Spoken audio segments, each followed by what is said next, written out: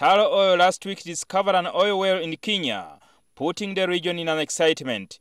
And since 2004, Tullow Oil has been exploring for oil in Uganda, and so far the company has made 43 discoveries out of the 46 wells drilled.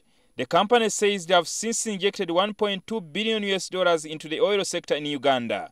Tullow Oil signed production sharing agreements with the government of Uganda for 25 years. Some Ugandans have been complaining that Ugandans got a raw deal from oil. Now Tullow Oil managers are claiming that the agreements signed between the government of Uganda and the company are not favorable compared to those signed in Kenya. And I have to say, in the Ugandan agreements, in a very favorable way for the Ugandan government.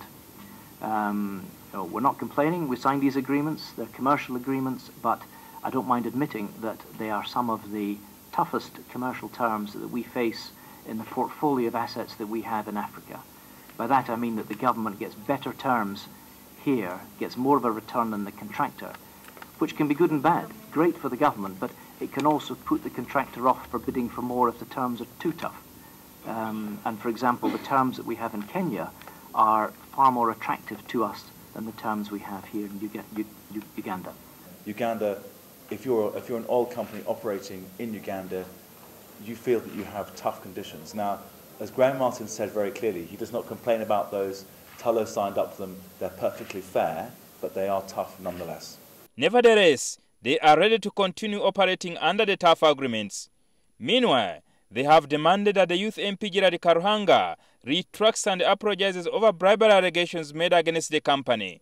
Karuhanga stunned the parliament 7 months ago when he came up with documents claiming that Tullow Oil had bribed 3 cabinet ministers before the company was licensed to carry on petroleum exploration in Uganda. Those allegations have hurt Tullow very deeply, not just in Uganda, but across the world. We would like a retraction by the said alleged members of parliament to leave no stone unturned, and we will do each and everything. What I can assure you is that we will deliver the truth. But MP Karuhanga scoffed at Tullow Oil managers and threatened to spill more beans.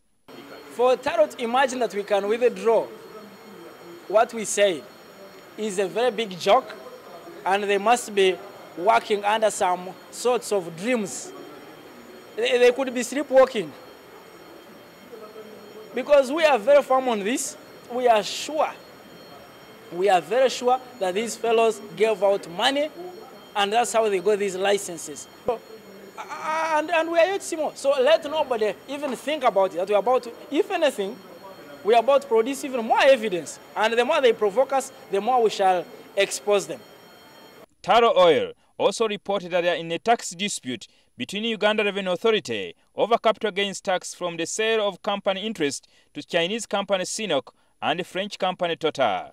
Tullow sold 50% of its stake and gained $2.9 billion, and Uganda wants 30% capital gains tax, about $900 million. Jingo Francis, NTV Parliament.